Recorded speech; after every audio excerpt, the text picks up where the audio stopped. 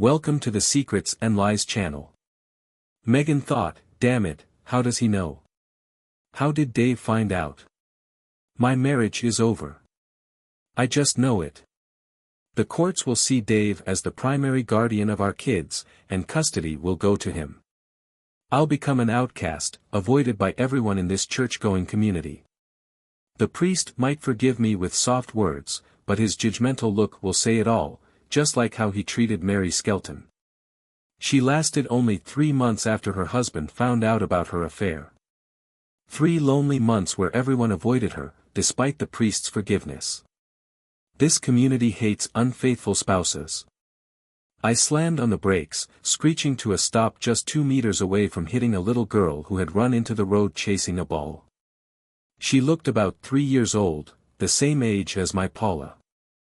I'd been driving too fast, too distracted by my problems. The child's mother frowned at me from the sidewalk, even though it was her fault for not watching her kid.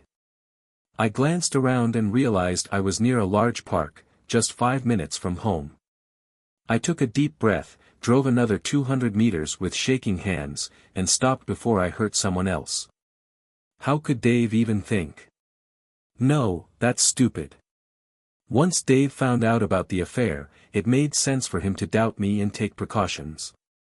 He might run a small editorial service from home, but that doesn't mean he's stupid. Far from it. As soon as he found out, he must have thought this wasn't my first time and started DNA testing the kids. But how did he find out? Carl and I were so careful. The thought reminded me of Carl. I picked up my phone and scrolled to his name, listed as a recently hired colleague. If Dave ever asked, my plan was to stick as close to the truth as possible. I texted Carl, "Can you talk?" While waiting for a reply, I kept blaming myself. Why did I let that smooth-talking little jerk seduce me? No, be honest, it wasn't seduction. The first time happened when we were out of town. We'd spent 2 exhausting days working on a deal, celebrated with too much champagne, and ended up in bed together.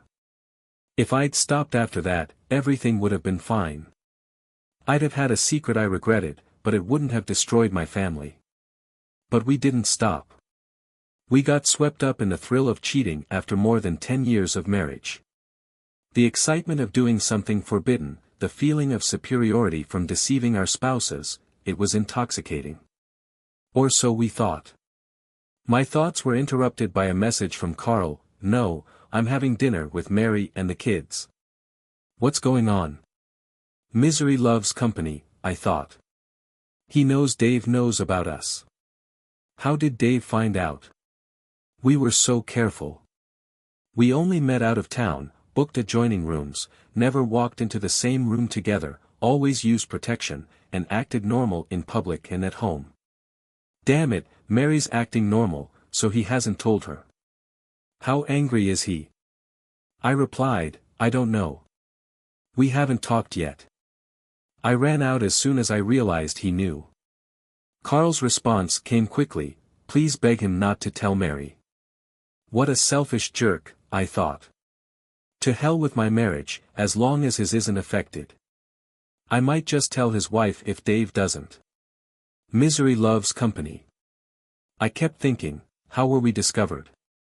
I made sure my love for Dave didn't suffer. I didn't introduce anything new in the bedroom.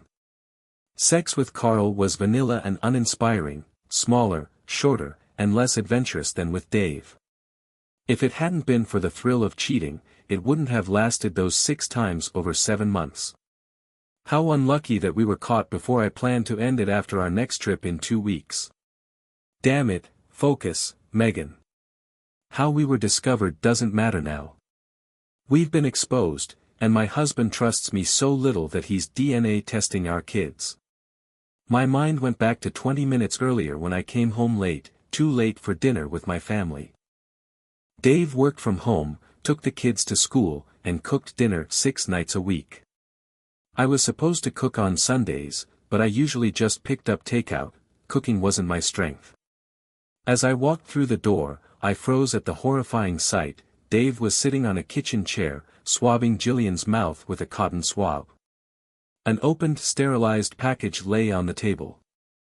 Peter was there too, either waiting for his turn or already done. I knew what I was seeing, a DNA test.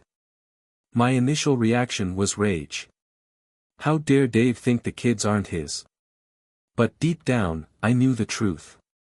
I turned and ran, my face burning with shame. 20 minutes later, I was still thinking about the destruction of my family and my place in the community. I knew Dave well. When he confronted me, it would be firm and calm. He wouldn't want the whole town to know he'd been betrayed. If I couldn't stop him from divorcing me, I'd ask him to do it quietly, to say we'd grown apart. That way, even if I lost my marriage, I could stay in town and see my kids, maybe even share custody. I really did love them.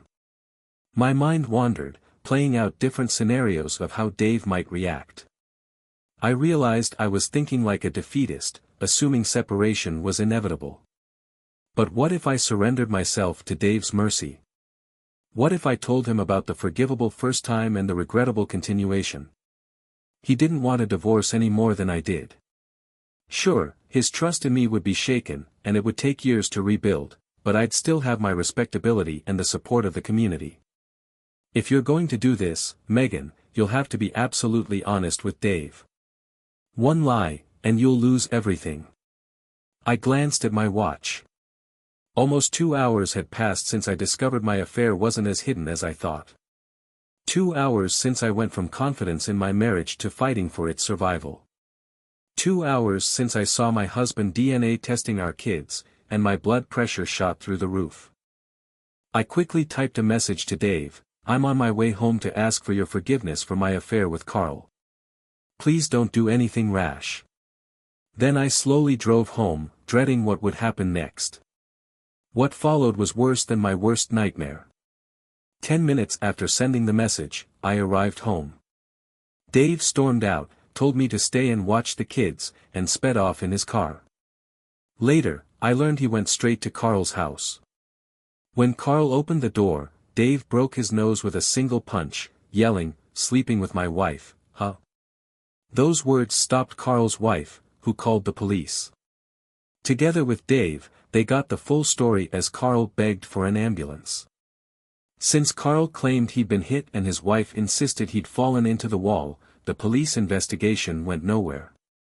By the time Carl returned from the hospital, the locks on his house had been changed, and his wife had already scheduled a consultation with a divorce attorney. Dave came home, told me to pack a bag, and leave. One look at the fire in his eyes and the bruises on his knuckles was enough for me to obey. I fled to a motel. The next morning, I saw Carl, bandaged up, eating breakfast in the motel bar. Any hope that Dave would handle this quietly crumbled by early afternoon when Carl and I were called into the COO's office and fired on the spot. She didn't bother citing moral standards, our contract simply stated she didn't have to employ scum like us. Ouch. I realized what my immediate future would look like when I called all 3 divorce attorneys in town, and none returned my call. When I went to the diner for dinner, the waitress refused to acknowledge me. The final nail in the coffin came when I met with Carl and learned his family, friends, and former co-workers were already treating him like a leper. Within 2 days, spurred by a visit from the motel manager, who claimed the place was fully booked, yeah, right, Carl and I accepted the inevitable and left town.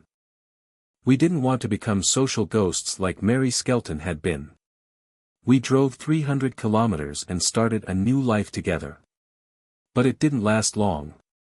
When 2 cheaters come together, there's no trust. Stupid, I know. I never realized how crucial trust was until I found myself fighting the urge to check Carl's phone while he was in the bathroom.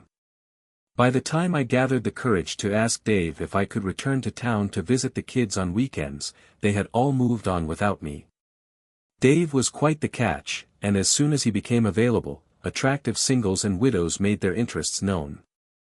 By the time I got my act together, a stylish pair of shoes was already under Dave's bed.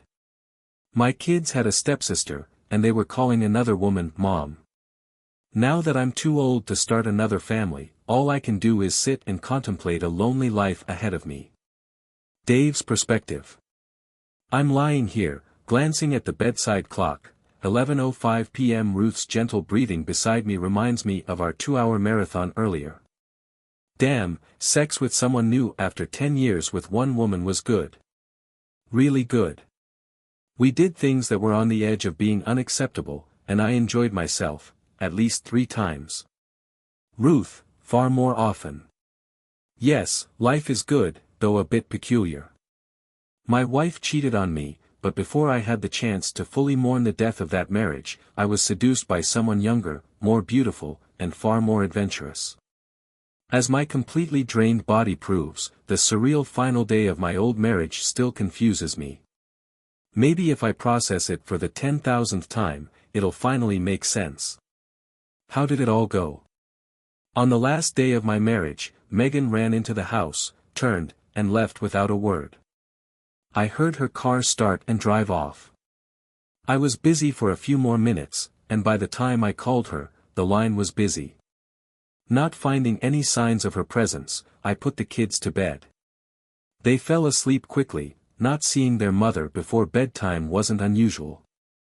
I went to the kitchen and was about to call Megan again when the landline rang. The display showed an unrecognized number. The next few minutes went something like this. Hello, this is David Brown. Hi, Dave. It's Carl. Of course, I knew Carl. He'd started working with Megan some time ago. I'd seen him at work events and even been invited to his housewarming party. His wife's name was Rebecca, Becky, something like that. Very attractive, nice figure, a couple of years younger than Megan and me. Carl, on the other hand, always struck me as arrogant and smug, looking down on me as if from a pedestal. The last person I wanted to talk to after a long day was Carl, which is why my next words didn't sound friendly. Yeah, Carl.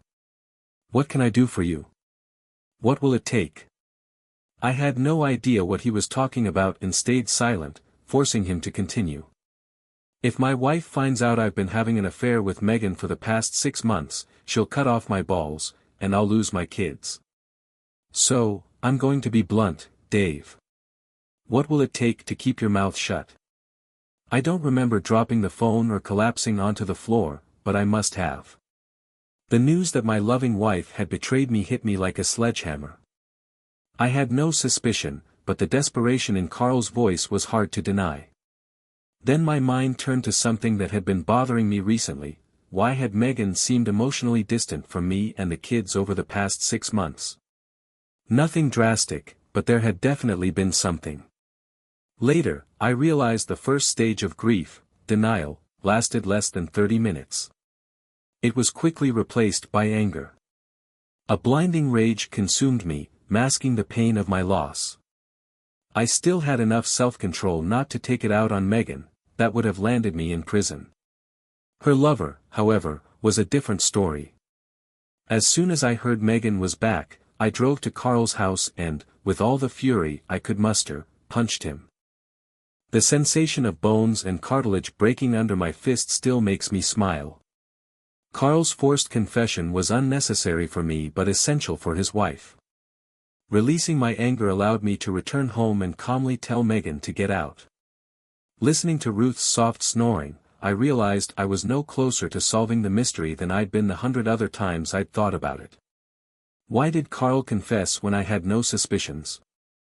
I replayed that evening in my mind once again. I had prepared dinner as usual. Megan had confirmed she'd be late, so the kids and I ate and chatted. Then Jillian complained about a sore spot in her mouth. I grabbed a flashlight, pulled down her lower lip, and saw a small ulcer. I opened a cotton swab, applied cream, and used it as needed. Absolutely nothing to do with the mystery at hand. Damn it, I'm starting to think I'll never figure it out. Turning onto my side, I slid my arm under Ruth's head and hugged her, planting a gentle kiss on the back of her neck. She snuggled into me and let out a soft purr. To hell with the mystery. Life is good. Thank you for listening until the end. See you in the next episode of Secrets and Lies. Take care of yourself and your loved ones. Goodbye.